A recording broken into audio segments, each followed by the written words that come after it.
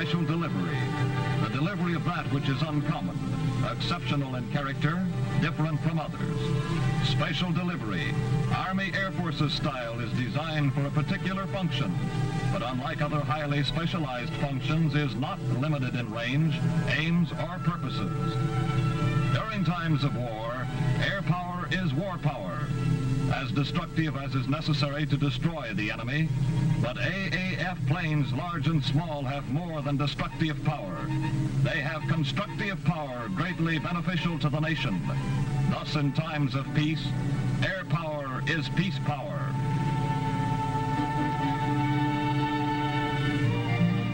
During war, instantaneous delivery was a daily function.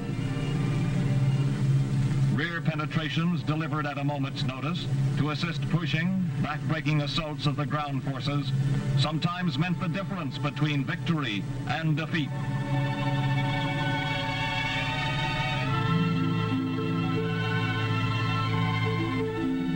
But AAF special delivery is not confined to war.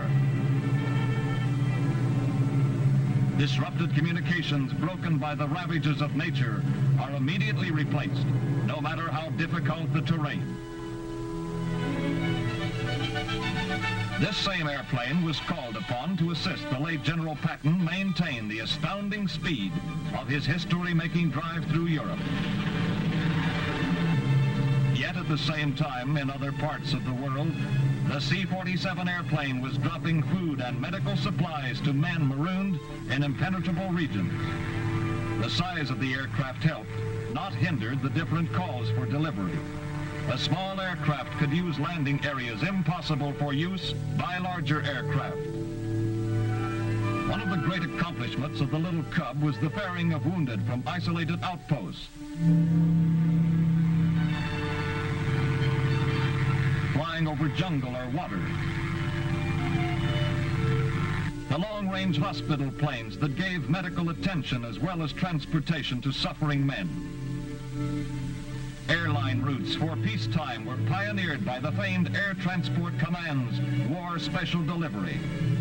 The formidable flying fortress that brought fear to the hearts of the enemy carried serum over the great ice expanse of Alaska. Helicopters, never used as combat planes, penetrated areas where even the small Cub could not enter and made on-the-spot landings to deliver everything from secret pouches to babies. The Tokyo-famed B-25 Mitchell, one of the outstanding planes of the war, is now fighting for health. Instead of bombs, the B-25 now sprays DDT over large areas in a very short space of time and on a moment's notice. Epidemics can now be prevented or stopped suddenly. These gliders help to bring the free peace we now enjoy. In the peaceful future, they again will be working for you in various ways, detaching freight gliders along a regular route, just as freight trains now drop off cars at way stations. Your Air Force is continually developing new and more astonishing aircraft. The XF-12, a new photo reconnaissance ship. The XP-84, a new fighter craft with speed and punch.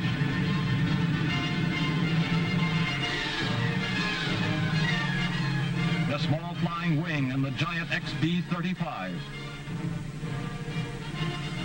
The C-74, one of the world's largest. The AAF dreams of today will be the aircraft of tomorrow. The B-29, one of the most favored of our Sky Armada, spread long-range death and destruction on the Japanese enemy and proved the vulnerability of their home islands to air attack.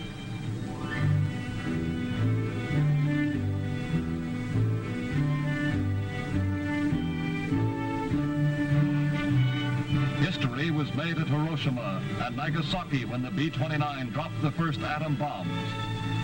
After the Japs were brought to their knees by this stupendous attack, the B-29 continued its history-making career by flying non-stop from Tokyo to Washington, D.C., accomplishing one of aviation's great feats.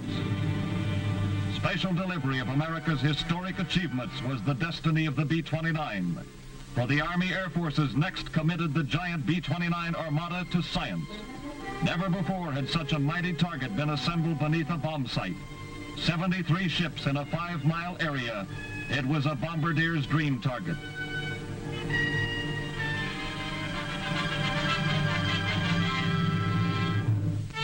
On Kwajalein, the ground crews prepared for crossroads, fully aware of the watchful eyes of the world. With calm precision, they checked the motors for last-minute adjustments. Each entire aircraft was given a final tune-up. Special equipment long kept under protective covers against the elements was brought out and installed. The last rehearsals are held with the drone planes, carriers of all kinds of scientific instruments for measuring the effects of the blast.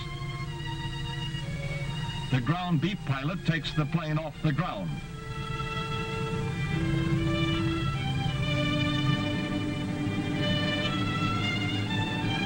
The beep television control in the mothership takes over for the maneuvers. Finally, the drone is turned back to a ground beep control for a perfect landing.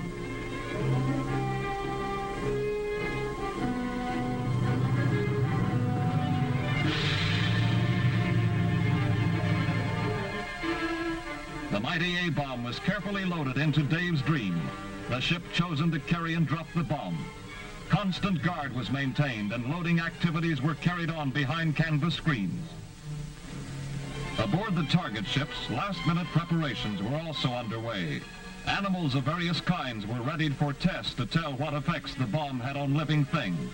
The sheep, first sheared, are then covered with ointment as protection against flesh burns. The effects of the bomb on these animals, while not conclusive, will furnish many clues as to the effect on human beings. Leaving their ships, many of them for the last time, crew members boarded barges bound for the observation fleet and safety.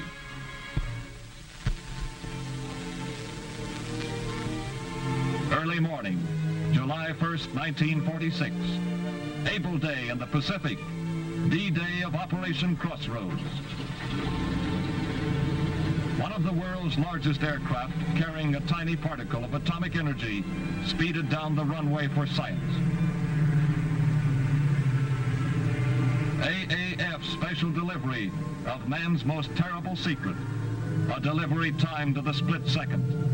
Scientists, statesmen, military men, and John Q. public all over the world had turned their eyes toward Bikini. Many precautions were taken to prevent injury to the personnel. All men of the observation fleet were warned against exposing their eyes to the flash following the burst. To give further protection against flash exposure, black-lensed Air Force gunner's glasses were provided for those whose duty necessitated watching the burst. Youth and years of scientific study combined to test the power of the atom. Young men with war-tempered nerves, steeled in battle, awaited coolly for bomb away. Learned scientists awaited tensely below to study the effects. As the metronome ticked away the eventful seconds, the world in questioning suspense waited. Unspoken was the question, what will happen?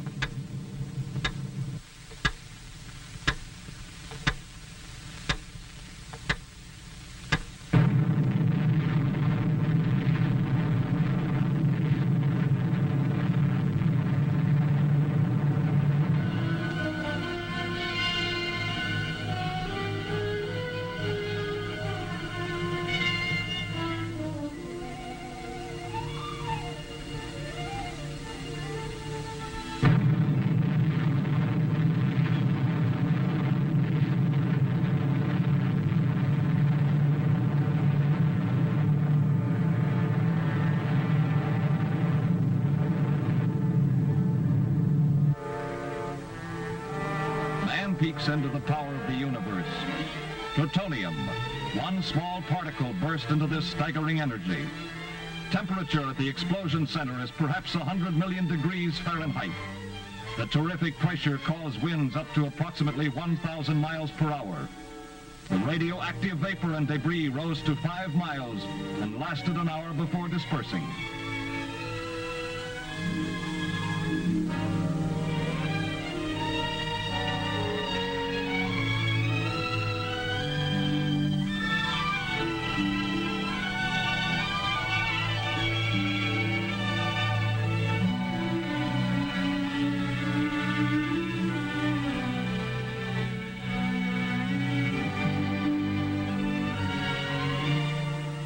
The inspection and salvage fleet moved cautiously toward the target area, testing for radioactivity with Geiger counters.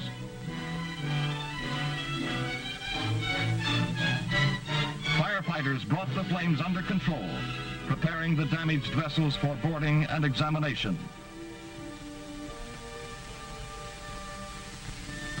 Scientific instruments were removed from the ships and given to the laboratories for careful study. X-ray and high-speed atomic particles, both deadly types of radioactivity, were discovered. Heavy damage was sustained by a large part of the target ships. The Saratoga was severely hit. The Jap cruiser Sakawa was damaged so badly that it later sank.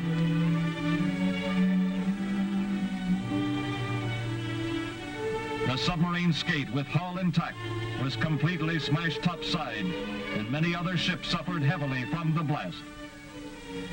Probably no fleet will ever again be gathered so conveniently for an atomic attacker, but neither would an aggressor nation use only one bomb. Bikini will answer many questions. The answers will pave the way for more questions.